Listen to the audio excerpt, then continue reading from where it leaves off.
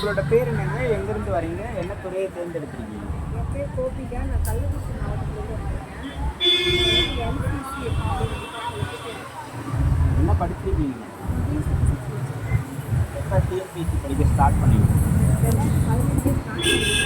நான் நல்லா படித்தது உங்களுக்கு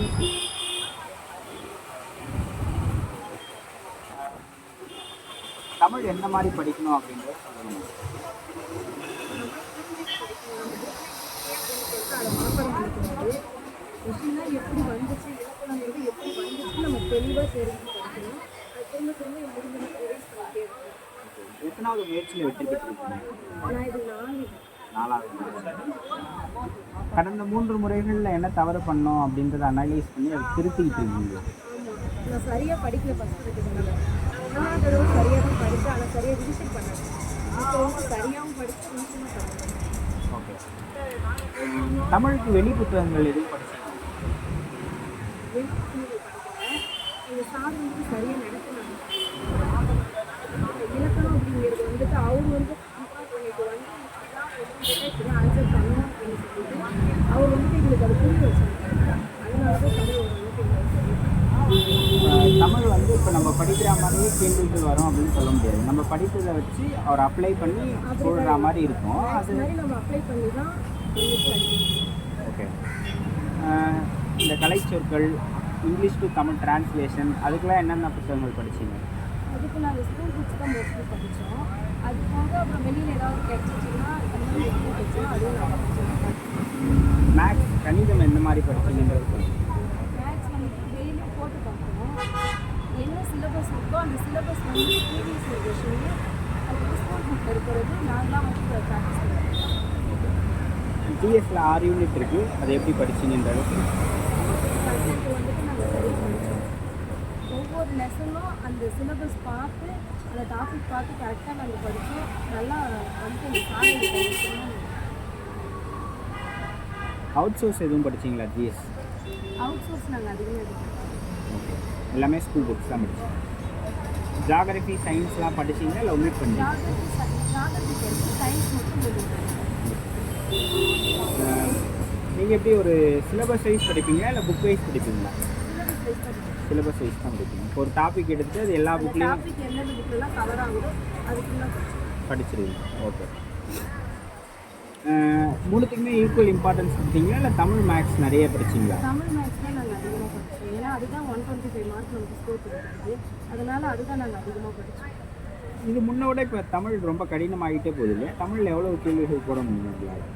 நான் வந்துட்டு 82 தான் போட்டேன். 82 போட்டிங்க. ஓகே.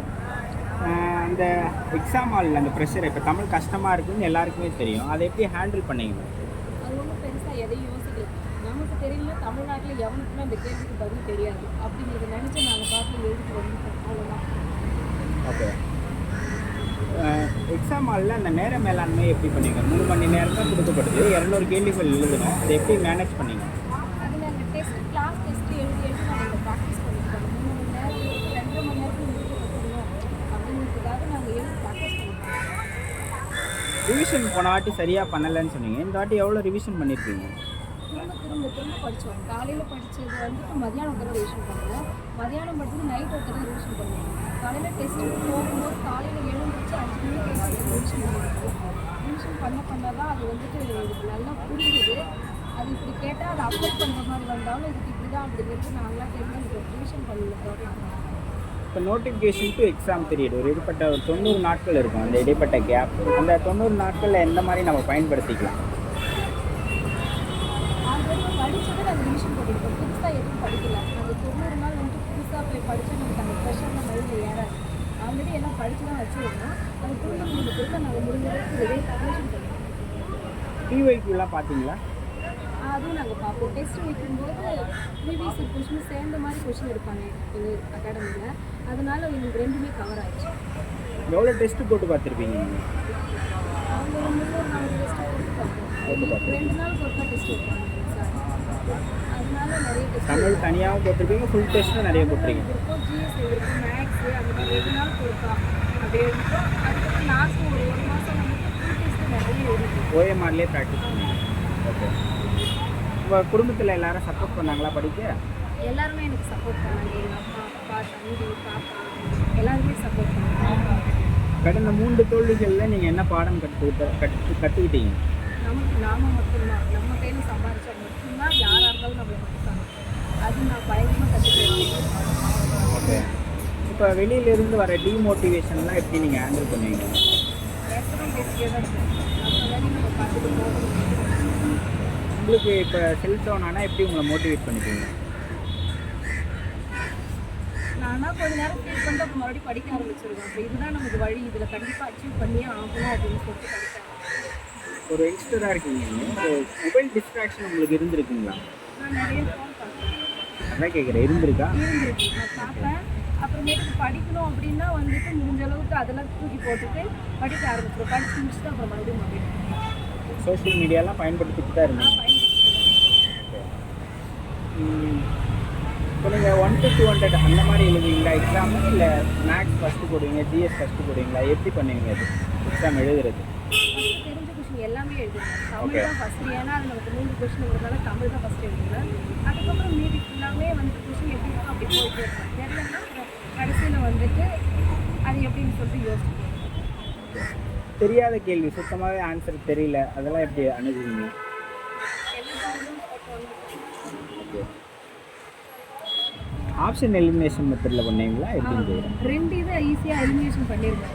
மீதி 2 தான் வந்துட்டு கொஞ்சம் யோசிச்சு கெஸ் பண்ணி போடுங்க. ஓகே. இந்த மூமெண்ட் எப்படி இருக்குங்க ஆர்டர் வாங்கிட்டு வந்தது?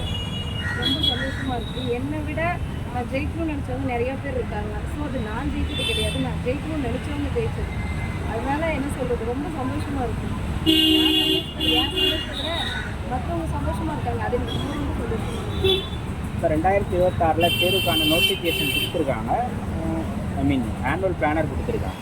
அப்போ அதை படிக்கிறவங்களுக்கு, புதுசாக படிக்கிறவங்க இல்லை ஆல்ரெடி படிச்சுட்டு இருக்கவங்களுக்கு உங்களோட ஆலோசனை என்ன? நல்லா படிக்கணும், திரும்ப ரிவிஷன் பண்ணிக்கணும். தேவையில்லாத நம்ம எதையுமே யோசிக்கவே கூடாது. படிக்கிறோமா அந்த 1 வருஷம் ஒழுங்காக உட்காந்து படிக்கணும். அந்த கோச்சிங் வாங்கிட்டு தான் நம்ம அடுத்த வேலையை யோசிக்கணும். இப்போ புதுசாக இப்போ கல்லூரி முடிச்சுட்டு புதுசாக டிஎன்பிஎஸ்சி படிக்க வராங்கன்னு வைங்களேன், அவங்க எங்கேருந்து படிக்க ஸ்டார்ட் பண்ணலான்றதை சொல்லுங்கள். தமிழ் தான் நமக்கு ஸ்கோரிங் கொஸ்டின் அப்படிங்கிறதுனால. ஏன்னா நம்ம சின்ன வயசுலேருந்து தமிழ் தான் நம்ம படிச்சுட்டு இருக்கோம். அதனால நமக்கு வந்துட்டு அதுதான் ஸ்கோர் பண்ணணும். தமிழ் நல்லா படிச்சுட்டு மேக்ஸ் டெய்லி ஒர்க் அவுட் பண்ணணும். இது 2 தான் ரொம்ப முக்கியம். கரண்ட் அஃபேர்ஸ்லாம் படிச்சிங்களா? கரண்ட் அஃபேர்ஸ் நான் அவ்வளோவா படிக்கிறேன். ஓகே. ஐயோ என்ன கேட்குறது, எனக்கே மறந்துடுச்சு. ஓகே. இந்த பயணத்தில் நீங்கள் யாருக்காவது நன்றி சொல்லணும்னா சொல்லுங்கள். கண்டிப்பாக சொல்லுவேன். எங்கள் அம்மா பயங்கர சப்போர்ட்டு. எல்லாரும் பொண்ணுக்கு கல்யாணம் பண்ணணும்னு எல்லாமோ நினைப்பாங்க. எங்கள் அம்மா மட்டும்தான் படின்னு சொல்லிட்டு எப்பவுமே சொல்லிட்டு இருப்பாங்க. எங்கள் அப்பா ரெண்டு பேருமே எனக்கு வேலை வேணும். அப்புறம் எங்கள் சாரு என்ன சொல்கிறது, கடவுள் மாதிரி. அவருக்கு தான் நான் எனக்கு மட்டும் இருக்கவே மாட்டேன்.